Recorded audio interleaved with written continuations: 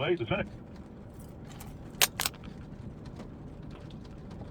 It's supposed to be a wonderful place to delay things. Are you in touch with his people to see what the strategies and tactics are? They don't even have the right language. First of all, they should accuse Trump of defunding the police. They'll say, what do you mean? Yeah, you're defunding the corporate crime police, which causes far more death, injury, disease, and economic theft than street crime by factors. And then you accuse him of hating veterans. Well, he's a draft dodger, and he once said that the soldiers who died and buried in France were losers and suckers. Those are the words he used. So you get the veterans, you see, you start throwing language that people understand. Mr. Trump, you have all these programs you're cutting to help the vast majority of the American people, their necessities, health, safety, economic needs. Why do you hate so many Americans? Why are you so full of hate for Americans? But you love corporations. The bigger they are, the more you give them tax breaks, subsidies, guarantees, allow them to be crooked, escape taxes. Why do you hate so many Americans, President Trump? Instead of this economic jargon that the Washington Post wrote about very recently, the Democrats are all tied up in economic jargon. They talk about economically disadvantaged people instead of the poor. They talk about economically disadvantaged people. They have all kinds of jargon that don't resonate the way Trump's plain language resonates. Your comment? Yeah, I hear that very, very loud and clear. So one thing, I can't remember where I heard this, but somebody said you shouldn't lead with your policy. You lead with the vision that you want for the country. You should be able to have a job where you can get home in time to see your kid. Just talk about what it is instead of leading with a policy. Trump does the opposite, right? Like his people use that plain language. He has used that plain language successfully to connect with people, while his policies, in actual fact, are profoundly undermining their wages, their working conditions, their way of life.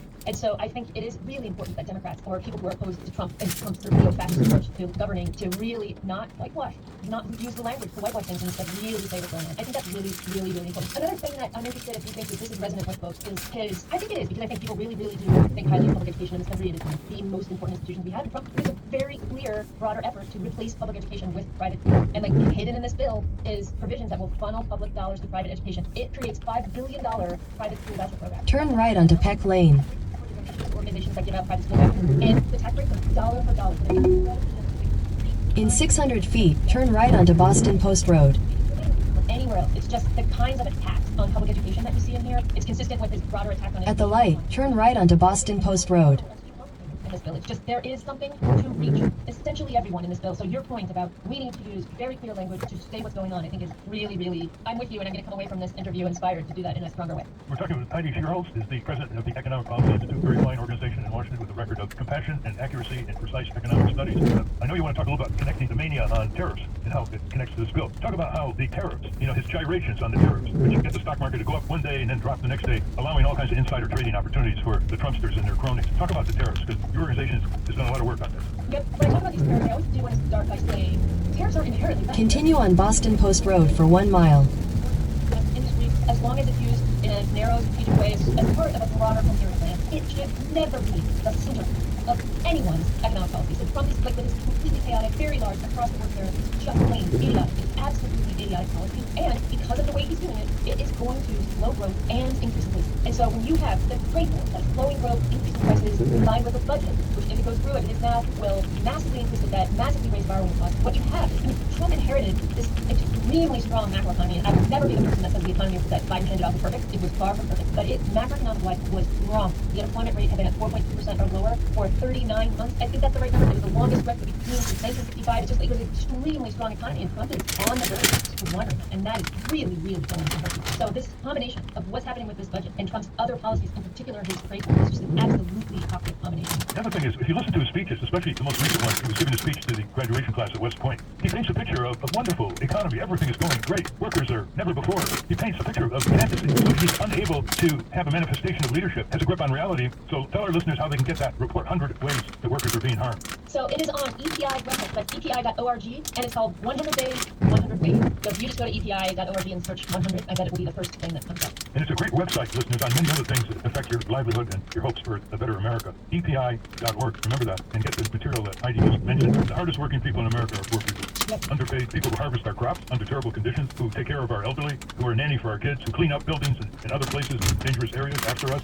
Another thing that's in this bill that Trump has been using to say, oh no, this is going to help working people. Those are the two big gimmicks that are in there. The no tax on overtime and no tax on tips. Those are both in there. The no tax on Social Security benefits did not make it in, but the no tax on tips, no tax on overtime pay are both in there, and they are terrible policies. They will help some workers. They will actually hurt more workers than they help. So not like just if you just take overtime, but the same argument goes for actually not all that many people get overtime pay, but what this will mean is that employers will name this system. So they'll have somebody who makes, whatever, $100,000 in salary, and they'll say, make you hourly, and I'll make it so you come out the same or maybe a little bit less, right? Because you'll accept a little bit less because you will get this good benefit of not having to pay taxes on your overtime. And so what that does is it puts downward pressure on base wages, and employers capture that difference, right? Like the employers of workers who get overtime, the employers of workers who get tips will actually receive sort of indirectly a big chunk of the benefit of no tax on overtime, no tax on tips. And that is E. Like, the Trump administration knows that. In a quarter mile, turn right onto South Lambert Road. They wouldn't be doing this ridiculous tax gimmick. They would say, we need you to boost overtime. We could work on legislation that doesn't have overtime be paid at time and a half. It's paid at 1.75 or 2 times, or raise the overtime salary threshold, or raise the tip minimum wage. Like, all of these other kinds of things that would directly get money to these workers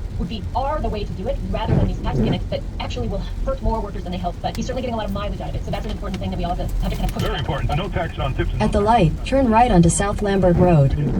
Full of what's called unintended consequences. We've been talking with Heidi Shearholtz, the president of the esteemed Economic Policy Institute in Washington, D.C., and we hope that this conversation will galvanize you out there in the listening audience to do smart lobbying. Continue for 3/4 of a mile. Focusing on your 2 senators and representatives. It's all coming down to Congress, more and more, week after week. That's the only countervailing power, and there's only 535 men and women there, and they have your, we the people, sovereign power delegated to them, and you can start pulling it back, conditioning it, and giving a laser beam focus now to delay this bill, to have more shadow hearings, have more press coverage, and to make sure that this monster that's on the horizon never reaches the desk of tyrant Trump.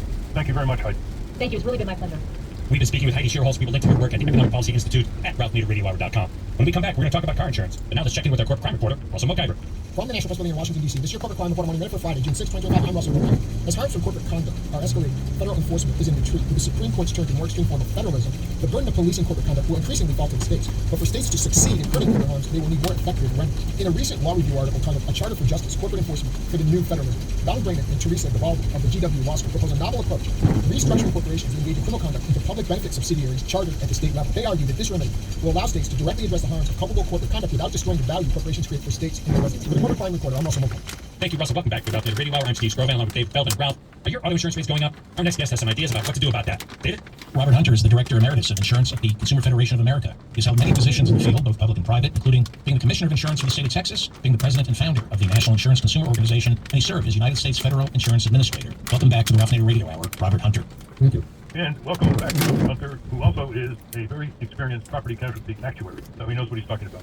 Let's start with what people are screaming about all over the country. Surging auto insurance premium. They can't believe what's coming at them in terms of the bill. What's causing it? Well, it's a combination of things that are kind of a perfect storm for rising rates. Part of it is needed in certain states. I mean, when you see a hurricane or when you see, like in California, wildfires, it's not just houses that get burned down or blown away. It's autos too. And that is costly. I mean, when you have a big flood after a hurricane, you're talking about thousands of cars that get flooded. But, some people can drive them away, but some people can't. But then sometimes the storm comes in at a different angle or something and people aren't ready. But part of it is understandable. Part of it is also the insurers are very good at being opportunistic in the wake of these storms and so on. As you know, Ralph, the best insurance regulation in the country is in California. But California's had these wildfires. As a result, home prices and auto prices have skyrocketed, and they're trying to skyrocket more. But also, the insurance companies are trying to get rid of Proposition 103, which take advantage of the wildfires to say, we don't need any regulation, get that out of here. And that's happening in other states too, which is part of the problem. Particularly if you're in a state where there's been hurricanes or tornadoes or big hailstorms or fires, you're going to have the insurance companies using the opportunity to say to the insurance commissioner, I got to get another 20%. And good grief, look at that. Insurance commissioners are very nervous about saying no when companies seem to be saying, well, I may not stay here, I may just not serve that part. So a lot of it is that. Unfortunately, most state insurance departments are pathetic at trying to stop rates, don't have actuaries, don't really care. Some places don't even look at the filings. And so the insurance companies can do what they want, and in places that try a little bit, they have that pressure now to put on them because they're scared. The rates have gone up about 20% a year. You're talking a significant whack. So I understand the stress that people are under. Well, one aspect of every state insurance law taught us is this phrase that the rates have to be fair and reasonable. And when the traffic declines, In 1,000 feet, use the left 2 lanes to turn left onto West Campus Drive. because there are fewer crashes due to less traffic, and some insurance commissioners have said to impose a fair and reasonable standard, you got to give your customers a rebate. But then it stops in most states. And talk about how many At the light, use the left 2 lanes to turn left onto West Campus Drive. Then use any lane to take the I-95 North ramp. We're the ones that first thought of, gee, I'm looking at the middle of New York City and there's no cars.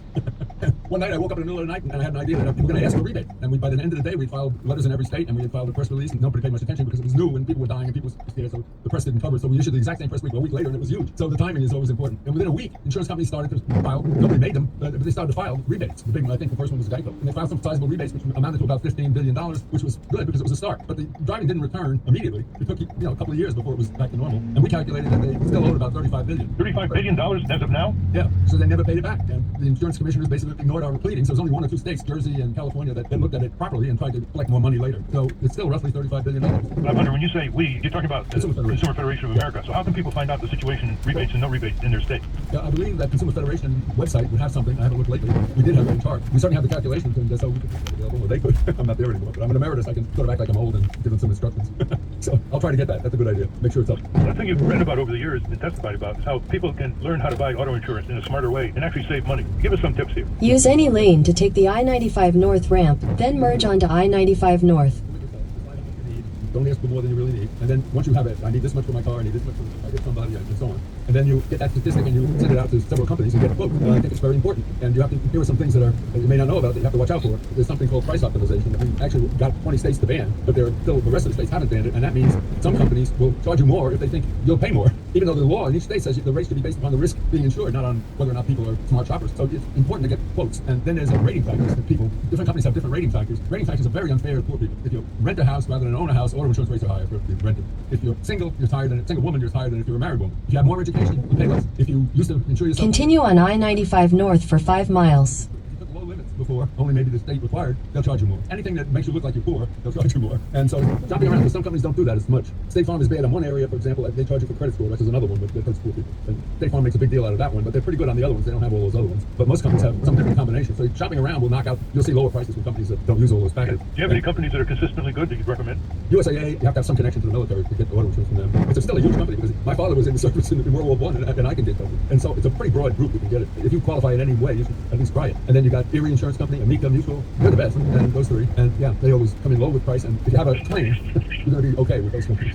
What do you think of Progressive Insurance advertising comparative rates between themselves and their major competitors? I think that's a good idea for them. They have a pretty low price, and I think they would be smart to do that. Let's go to Steve. Bob, talk about the relationship between auto insurance rates rising and executive compensation rising. Oh yeah, over the last 2 years, the top 10 executives of auto insurance companies got about $250 million of income. And so there's about a whole bunch of companies that make more than 10 million executives, but just the top 10. So yeah, their income has raised significantly because they're making more money. It's a funny thing in the insurance industry. You have let's say you have a big hurricane, and suddenly some of these offshore reinsurance companies are going to have to pay something. And so you look at their stock market the next day, and you think, well, it's going to be really down. It's always up, because here's the opportunity. We can now charge whatever we want.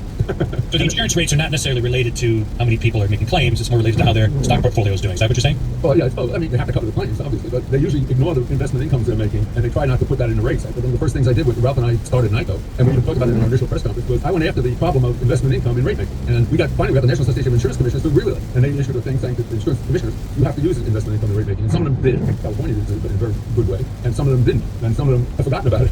And the insurers are not in a hurry to tell them. But yeah, that's a very important factor that needs to be factored into. Otherwise, they announce something, oh, we're losing a fortune. And then you look at their actual annual statement they send to shareholders, and they're making a fortune. So, strange world. Yeah, people find it hard to figure out when the insurance companies are crying red ink and they're losing money. I don't think they've lost money since records started in the early 1920s. The way they cry poor is they say, well, we're paying out more this last year than the premiums we got. Yeah, but you got all kinds of interest payments and capital gains from your investment, which reflect your reserves. And the reserves are huge for these insurance companies. So, and it's your money in the reserve. It's the people's money because they're holding it like, the original insurance companies were, I think, done by the Phoenicians in their shipping. And they got together people who own ships and said, look, we lose a ship and one of us goes broke, but let's share the burden. And they did that. And then later they started to charge an upfront charge instead of collecting after the accident. And then later they got somebody to do the balance sheets. Those guys that got to do the balance sheets are the insurance companies. And really, all that money that they have in their coffers is still yours. They've taken the money, in, let's say, on January 1st from you. And on average, your claim will be in 8 months. And then it takes a year and a half to pay. So you got like 2 years almost of time value in money that they're claiming to themselves, even though it's your money sitting in their coffers. So that's why investment income is a very important factor. That's why it was good to start with that, Ralph. That really helped us. Yeah, for sure. We've been talking with Bob Hunter for many years, by far the leading consumer advocate in the country to protect insurance policyholders, especially in the auto insurance area. And you worked for many years under the aegis of the Consumer Federation of America, so a lot of your work is still online. You want to give the website? Sure, it's consumerfed.org. Consumer.org. Thank you very much for your many decades of work, Rob, and your inspiring example and the model you set up. It's all because of you, my dear friend. Thank you for filling me out. Well, you're, as usual, excessively generous. Thank you very much, Rob. We've been speaking with Robert Hunter. We will link to his work at the Consumer Federation of America at RalphNaderRadioHour.com. I want to thank our guest again, Heidi Shareholder and Robert Hunter. For those of you listening on the radio, that's our show. You podcast listeners, stay tuned for some bonus material we call the Wrap Up, featuring Francesco DeSantis. With, in case you haven't heard, the transcript of this program will appear on the Ralph Nader Radio Hour Substack site soon after the episode is posted. Subscribe to us on our Ralph Nader Radio Hour YouTube channel. And for Ralph's weekly column, it's at nader.org. For more from Russell Mokhiber, it's at corporatecrimereporter.com. The American Museum of Tort Law has gone virtual. It's at tortmuseum.org. You can explore the exhibits, take a virtual tour, and learn about iconic tort cases from history. To order your copy of the Capitol Hill Citizen, Democracy Dies in Broad Daylight, it's at capitolhillcitizen.com.